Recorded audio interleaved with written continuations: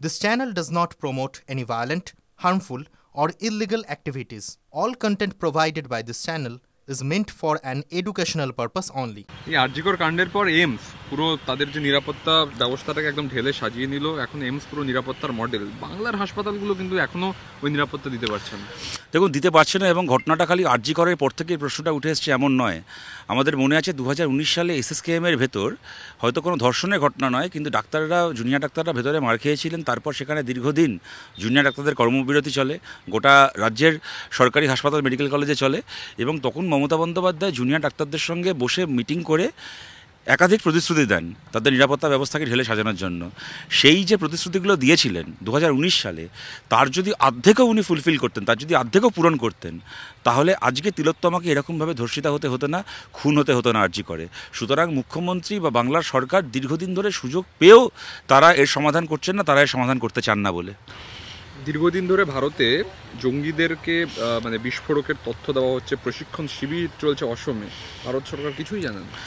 ভারত সরকার জানে না, আসামের বিজেপি সরকার জানে না। এটা যদি অন্য কোনো রাজ্যে হয়, যদি কোনো বিজেপি বিরোধী সরকার আছে যে রাজ্যে, সেই রাজ্যের ঘটনা ঘটে, তাহলে বিজেপি সেটাকে নিয়ে রাজনীতি করতে নেমে পড়ে। বাংলায় গতকাল শুভেন্দু অধিকারী বললেন নাকি বাসন্তী এক্সপ্রেসওয়ের দুধারের জায়গা নাকি জঙ্গিদের হাতে চলে গেছে। এখানে মুসলিম ধর্মের মানুষকে, ইসলাম ধর্মের মানুষকে তারা টার্গেট করেন।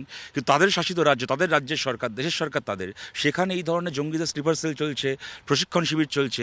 এইটাকে নিয়ে ওরা কোনো কথা বলবে না, কারণ বিজেপির কাছে এই ইস্যুটা কোনো ভারতের নিরাপত্তার ইস্যু নয়, এই ইস্যুটা কোনো সন্ত্রাসবাদের বিরুদ্ধে লড়াই করার ইস্যু নয়। পৃথিবীর সমস্ত ইস্যু ওদের কাছে আলটিমেটলি হিন্দু মুসলমান রাজনীতি করার ইস্যু এবং বিরোধীদেরকে কোণঠাসা করার ইস্যু।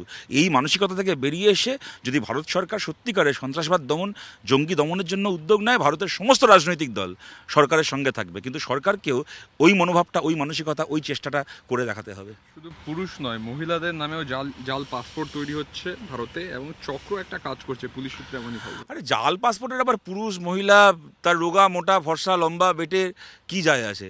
জাল পাসপোর্ট পশ্চিমবাংলায় এখন এমন অবস্থা হয়ে গেছে, ভারতের বিভিন্ন রাজ্যে আপনি পুলিশকে গিয়ে 500 টাকা 1000 টাকা ঘুষ দেবেন, আপনার ফলস ভেরিফিকেশন হয়ে জাল ডকুমেন্ট জমা পড়ে জাল পাসপোর্ট তৈরি হয়ে যাবে। যে 500 টাকা 1000 টাকা ঘুষ খেয়ে এই ফলস ভেরিফিকেশন করে দিচ্ছে, সেই পুলিশের হাবিলদার কনস্টেবল ভাবছেও না যে এর ফলে আগামী দিনে কত বড় বিপদের সামনে কত হাজার মানুষকে হয়তো সে ঠেলে দিচ্ছে। সুতরাং এই সরকারি অফিসে, পুলিশে যদি এই করাপশনকে বন্ধ না করা হয়, তাহলে আর কি তার পরিণতি সাধারণ মানুষকে দিতে হবে? পশ্চিমবঙ্গ জঙ্গি গোষ্ঠীদের নাশকতার ব্লু প্রিন্ট, পশ্চিমবঙ্গ জঙ্গিদের জন্য কমফোর্ট জোন, কারণ বারবার দেখা যাচ্ছে জঙ্গিরা এখানেই ট্রানজিট রুট হিসেবে ব্যবহার করছেন। দেখুন, পশ্চিমবাংলাকে জঙ্গিরা ট্রানজিট রুট হিসেবে ব্যবহার করার চেষ্টা করবে, স্বাভাবিক। পশ্চিমবাংলার ভৌগোলিক অবস্থানটাই এমন, একাধিক তার ইন্টারন্যাশনাল বর্ডার রয়েছে, এখানে বাংলাদেশের সঙ্গে, ওখানে নেপালের সঙ্গে, অপরদিকে সেটা একেবারে আমাদের রাজ্যের একটা ওখানে করিডোর, এপার থেকে ওপারে চলে যাওয়ার হচ্ছে, আবার বাংলাদেশ পার করে ওদিকে ত্রিপুরা। অতএব এইটাকে তো মানুষ তার ভৌগোলিক অবস্থানের জন্য টেররিস্টরা চেষ্টা করে ব্যবহার করার, কিন্তু সেইটাকে আটকানোর কাজ রাজ্যের সরকারকে, কেন্দ্রের সরকারকে, রাজ্যের এজেন্সিকে, কেন্দ্রের এজেন্সিকে একসঙ্গে কোলাবোরেট করে করতে হবে। সেখানে যদি এই তুতু ম্যামের রাজনীতি চলে, এ বলে তোর দোষ, ও বলে তার দোষ, তাহলে মানুষ কোথায় যাবেন? মানুষ কোথায় গিয়ে দাঁড়াবেন?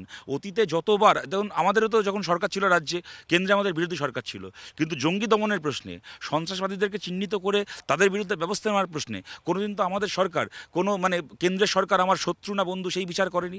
সরকারকে সরকারের কাজ করতে হবে, রাজনৈতিক দল তার কাজ করবে, কিন্তু সরকারকে এই প্রশ্নে যাবতীয় দলীয় সংকীর্ণতার ঊর্ধ্বে উঠে দুটো সরকারকে কোলাবোরেট করে, কোঅপারেট করে ব্যবস্থা নিতে হবে, নাহলে এই জিনিসই ঘটবে। দিলীপ ঘোষ বলছেন যে কাশ্মীর শুধরে গেছে, পশ্চিমবাংলার অবস্থা কাশ্মীরের থেকেও খারাপ। এবং দিলীপ ঘোষের এই কথাবার্তাগুলো শুনলে বোঝা যায় যে আর পৃথিবী যেই শুধরে যাক না কেন, জীবনে দিলীপ ঘোষ শুধরবে না, জীবনে বিজেপি শুধরবে না। কাশ্মীর শুধরে গেছে। এই যে জাভেদ বলে যে জঙ্গিকে ধরা হয়েছে, সে তার আগে গত কয়েক বছরে 7 বার কাশ্মীর থেকে পাকিস্তানের কাছে ট্রেনিং নিয়েছে, ভারতে ফিরে এসেছে, নাশকতা করেছে। সে এর আগে নাশকতামূলক কাজ করার জন্য, সন্ত্রাসবাদী যোগাযোগের জন্য এর আগে গ্রেপ্তার হয়েছিল। তারপর ভারত সরকার তার পাসপোর্ট বাজেয়াপ্ত করেনি, সে অবাধে বর্ডার পার করে চলেছিল। কাশ্মীর শুধরে গেছে। আর কাশ্মীর শুধরে গেল বলে ওই লাথি মেরে বিজেপিকে কদিন আগে কাশ্মীর হারিয়ে দিল। এইটাই হচ্ছে দিলীপ ঘোষের সমস্যা। এদের কাছে পৃথিবীর সমস্ত ইস্যু হিন্দু মুসলমান ইস্যু। সন্ত্রাসবাদীরা ভারতে ঢুকছে, ভারতের সরকারের দায়িত্ব ভারতের সীমান্তকে পাহারা দেওয়ার, ভারতের সরকার সীমান্তকে সুরক্ষিত করতে পারছে না। মাঝখান থেকে নিজেদের অপদার্থতা, নিজেদের অযোগ্যতাকে স্বীকার না করে ভারতের ভেতর বসবাসকারী সংখ্যালঘু মানুষকে বিজেপি তাদের সস্তা রাজনীতির টার্গেট বানাচ্ছে। এই দেশের যারা সরকার চালাচ্ছে তাদের যদি এই মানসিকতা হয়, তাহলে এই দেশকে কে বাঁচাবে? তাহলে দেশের মানুষকে কে বাঁচাবে? তাহলে নন্দীগ্রামে তৃণমূল কর্মী খুন, পিটিয়ে মারার অভিযোগ বিজেপির বিরুদ্ধে। যদি এই ঘটনা ঘটে থাকে তাহলে তাকে গ্রেপ্তার করতে হবে। তাকে তার বিরুদ্ধে ব্যবস্থা নিতে হবে, সরকারকে ব্যবস্থা নিতে হবে। কিন্তু নন্দীগ্রামে সত্যি কথা বলতে দেখুন কী ঘটে, কে কাকে মারে না মারে, সত্যি আমাদের সাধারণ মানুষের বোঝাপড়ার বাইরে। এই কয়েকদিন আগে আমরা দেখলাম যে নন্দীগ্রামে বলছেন নাকি বিজেপি তৃণমূলকে পিটিয়ে খুন করেছে, সেই নন্দীগ্রামে গত সপ্তাহের খবর আপনারা জানেন, ওখানকার কোঅপারেটিভ ব্যাংক সমবায় ব্যাংক বিজেপি এবং তৃণমূল একসঙ্গে জোট করে বামপন্থীদেরকে হারিয়ে সমবায় দখল করেছে। আজ থেকে 3 বছর আগে নন্দীগ্রামে আবার এক বিজেপি কর্মীকে নাকি তৃণমূল খুন করেছিল, শুভেন্দু অধিকারীরা অভিযোগ করেছিল।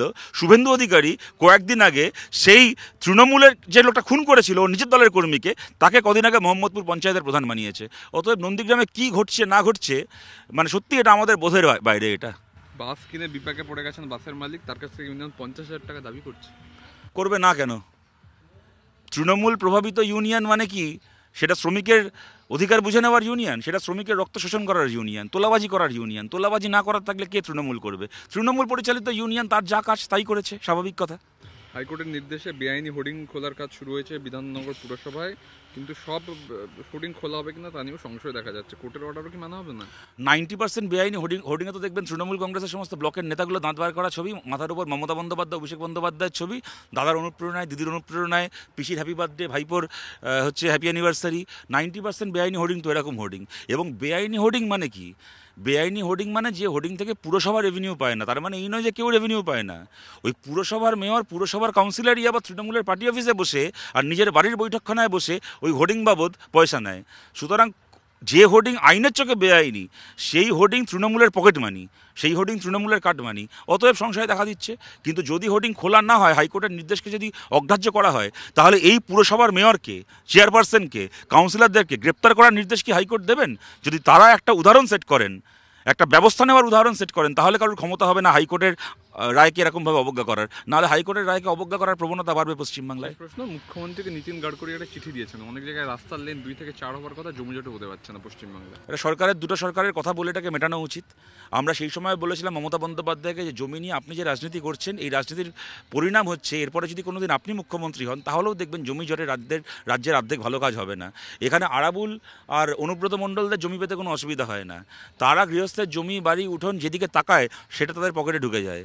গৃহস্থের জমি দখল হয়ে যায়, এখানে কৃষকের চাষ জমি দখল হয়ে যায়, ক্ষেতমজুরের কাজের জায়গা দখল হয়ে যায়। তৃণমূলের পার্টি অফিস ওঠার জন্য এখানে কখনো জমির অসুবিধা হয় না, কিন্তু জমির সমস্যা হয় স্কুল তৈরি করতে গেলে, হাসপাতাল তৈরি করতে গেলে, ব্রিজ তৈরি করতে গেলে, রাস্তা তৈরি করতে গেলে। অতএব দুটো সরকারকে যদি তারা কোঅপারেট করে এই সমস্যা না মেটায়, তাহলে যতদিন এই দুর্বৃত্তরা বসে থাকবে ততদিন পর্যন্ত জমি জটের রাস্তা আটকে থাকবে, কিন্তু জমি জটের মীমাংসা হয়ে গিয়ে তৃণমূলের 5 মহলা পার্টি অফিস উঠবে।